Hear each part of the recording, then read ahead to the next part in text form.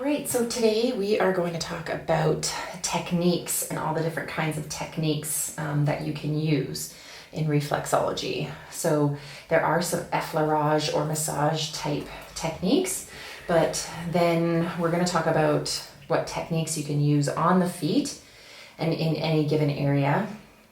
And then especially we'll talk about some of the reflexes that you can find yourself needing to use different techniques because of how the foot is shaped, or because of condition, or because of how the foot is and how it presents itself to you. So the first thing that we want to talk about is your working hand. So whichever hand is performing the work is going to be called your working hand. And therefore, then your opposite hand is going to be a support hand. You always want the foot to be supported. It's most ideal if the foot can be supported in a way that is anatomical. So typically it's going to be in a little bit of a dorsiflexed. Sometimes you can get there and the foot is kind of more plantar flexed. So you want to be able to support the foot to be in more of a dorsiflex position. And then sometimes you'll get feet and they'll be like sticking straight out, or they'll be totally out to the side, or they'll be totally flopped into the inside. So part of the support hand's role is to try and keep the foot in an anatomical position, because as you work the reflexes, it will go up the zones and encourage the body to be in sort of an ergonomical position. So therefore we can naturally start working on ankle problems, knee problems, hip problems, back and neck problems, all from the structure of the feet. So most of the time, if you're working on the plantar aspect of the foot, you want to have a support hand on the dorsal side, and you want your working hand fingers to be on top of your support hand. You always want to try and create a buffer between your working hand so that you're not creating pressure on both sides. The gait control theory talks about stimulus, and if we provide too much stimulus to the brain, it's not going to know where we want to send the signals. So if we want to work in this area, we want a buffer between here and the fingers, so we only have this one point of contact that the brain then knows, okay, this is the zone that I want to pay attention to. This is where we're sending the healing. This is where we're activating. This is the zone we want to focus on. So wherever we can, we want to have a support hand. It gets a little bit tricky when working around the heel. We can have supports like this. Sometimes you can even just try and place a finger in between. Working the spine can also be a little bit challenging as we come through. We always want to move up and move our support hand with our working hand. On the way back down, it becomes a little bit more challenging. So really just try and lay your hand flat and avoid trying to make your hands. You can get into a support. There are ways of being able to do it. You can stand up. So however you feel the most comfortable, but especially when we're working around the toes, you want to have good support. And that will definitely be part of your final exam and how you are marked on how well you supported the foot. So with your working hand, you have many techniques. You have a thumb walk, which if I think about it, my thumb is going to be making little movements like this. It's kind of like an inchworm. So I'm going to compress and push and compress and push. I don't want to lift off the finger. So it's not texting. We're not texting up the foot. We're going to compress and inch, compress and walk, compress and walk, compress and walk, compress and walk, compress. Okay, leaving in contact with the skin.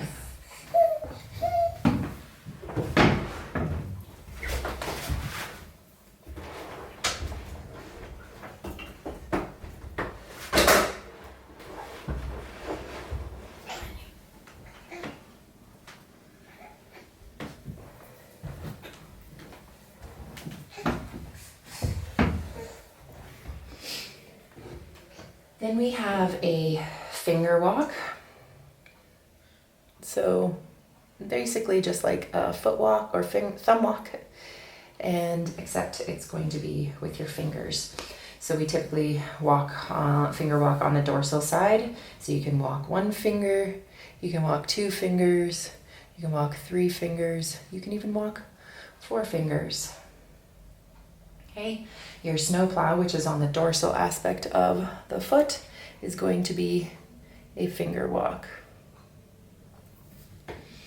Then we have a compression, and a compression is directly into the foot. A compression is good when we are looking at getting into single reflexes. So for example, when we're looking at the kidney reflex, we want to go straight in, okay? And go straight in to the reflex. And this is a compression, okay? We also compress into the brain where we go straight down. Lots of times you'll want to use the outside of your thumb to be able to get a much deeper contact. So you put on less effort, but you get a deeper contact. This is also a good technique when you're trying to find bony contact.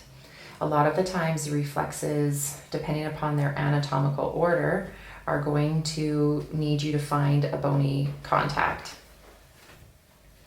So, for example, in through the adrenal reflex, we want to find where the 2 metatarsals come and meet, and then I'm going to compress and find that bony contact. Same with the mouth and the nose. I'm going to compress into the bony contact. Then we have a hook. So a hook is a really good reflex, a really good technique for when the reflex is a little bit deeper into the foot and maybe a little bit more finite and pinpoint. The way I like to work hooking is to hook always towards the bony contact. So we do a lot of hooking in through the toe area. And so for example, when we hook into the pituitary reflex, we know that the bone sits right here. So I would naturally then hook into that bony contact. So a hook is basically a compression. So we're going to go compress with a little hook at the end.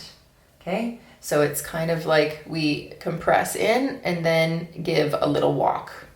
So we compress and give a little walk. Compress and then give a little walk. So while we are compressing, compress, stay compressed, and then hook and move over. So for example, with the thymus gland, because it's in zone 2, I like to use the second metatarsal to be able to hook into. So that means I'm hooking here and hooking out. If I hook into the big metatarsal head here, I'm already hooking into something that's a little bit more fragile and has some tendons and stuff, in this area anyway. So I could be getting a false read if I hook into here because it's going to be tender regardless. So I would compress and then hook. Compress and then hook. So here with the pituitary being here, I know that my bone is in here. So I'm going to come to the outside of that bone, compress in, and then hook towards the bony contact. A knuckle press is when you use one of your knuckle heads. So you can use this really in lots of different areas. Typically we're using it around the heel or where there's a little bit thicker skin. So I like to palpate an area first to see where I'm landmarking. I can feel the sciatic nerve in through here. I feel where I'm going. And same thing, this calcaneus is around this area like this, with a little bit more of a bump here. So my angle is going to be in towards the calcaneus. So I get my knuckle, and you can see that I'm angled to go in towards the calcaneus, and I press in towards the bony contact. Sometimes using a knuckle to press into areas can be quite tender. So it's a good idea to palpate an area first, see if we're doing okay, and then you can try a knuckle press. Because usually using a knuckle, we don't have the same sensitivity in our fingers, so we don't necessarily know how the person's going to respond. A slide is going to be, as it sounds, a slide starting at an original position and moving and keeping contact the whole time. So you can slide on the esophagus. That's a typical area. You can slide down the digestive area. We have knuckle slide on the pelvis area. So it's keeping contact the whole entire time. We have slides around the groin area.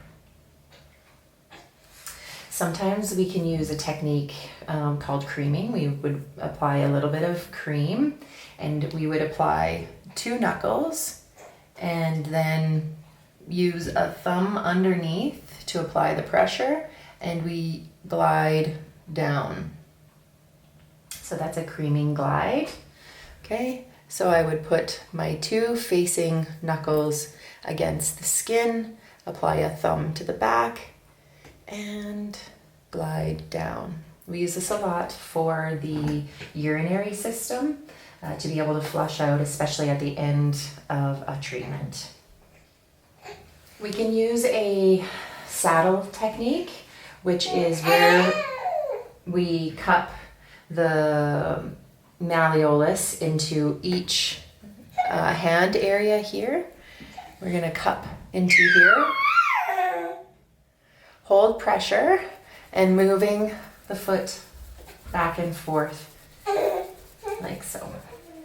You can do compressions with 1 thumb, but in lots of areas you can actually do compressions with 2 fingers on either side. Along the lateral aspect of the foot, we can also use a compression with a knuckle and a thumb. Kind of a pinching compression with 2 fingers. And that's it for our techniques. Hope you enjoyed.